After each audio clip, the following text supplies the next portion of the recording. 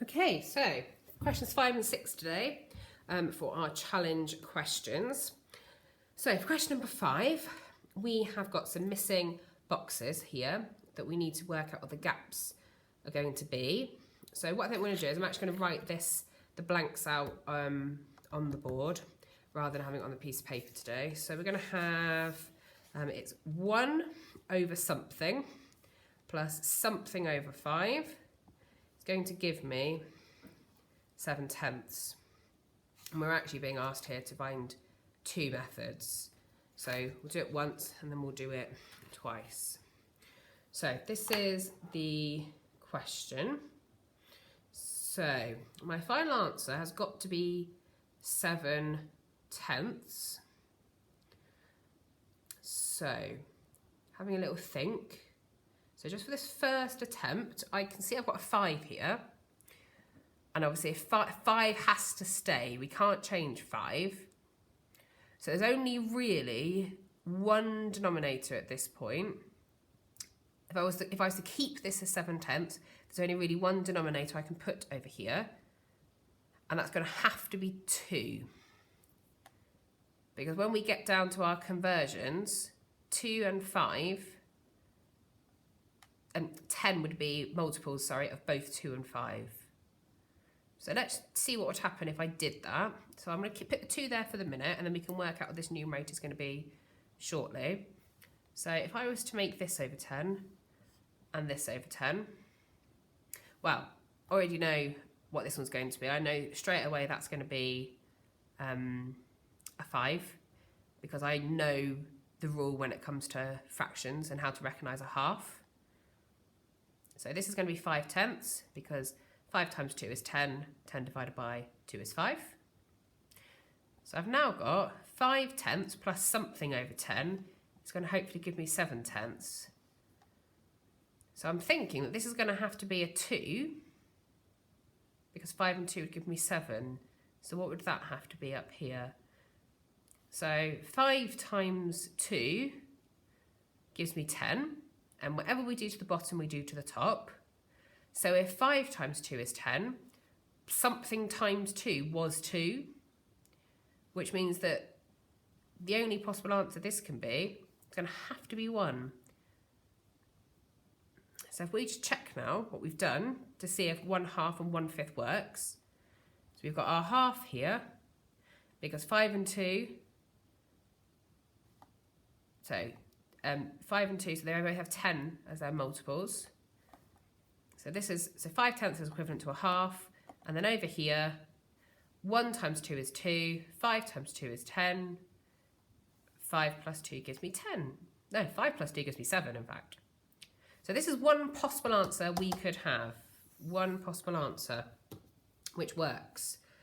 So we've now got to try and find what our second answer is. But we know there's not really going to be any other methods involving a 2.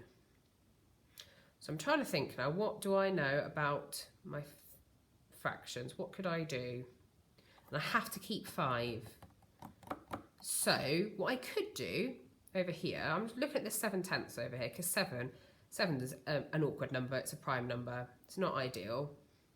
But what I'm going to do here is I'm actually going to make an equivalent fraction to 7/10. And I'm actually going to write this over here. So now I've got 14 over 20. So it's equivalent. I've just multiplied both of these digits by 2. So now when I've got this 20 over here to work with, I know that 20 is a multiple of 5. So what other number here could I possibly have? No, I don't want fractions that are too big or equally too small. So thinking as well about what I know when I did this question over here. So I'm going to pop, I think, 10 over here. So I can't use 2 again. So I can't change my 1, but 10 is also would work, because 20 is a multiple of both 5 and 10. So with that in mind, what I could do then is, if I want to make both of these over 20, and see if this works. So 10 times 2 gives me 20. 1 times 2 gives me 2. And then 5 times 4 gives me 20. So this digit here has got to be something times 4. Now, obviously, the answer has got to be 7. No, it hasn't. It's got to be 14 over here. It's got to be 14 over 20. So what would I have to multiply? What would I have to add 2 to make 14? Well, it would have to be 12. So what did I times 12 by to make 4? Well, that's going to be 3. Because 3 times 4 is 12. And obviously, at this point, we could simplify back to this. But obviously, this bit is the most important bit here. So we've got 1/10 and 3/5, and that works. Are there any other methods that you could possibly use for this question? Maybe with that 20? What would happen if I'd put a 4 over here? What might have happened? What if I put a 20 there? What might have happened? Have a go and see if you can find any other methods maybe. So, we will now do question 6 for today, together on this board. It's a very dirty board. So, question number 6 here. So, we have got 5 number cards here.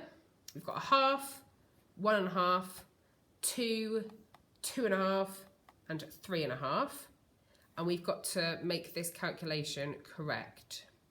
We have to use 3 of the number cards. We can't use the same ones twice in the row.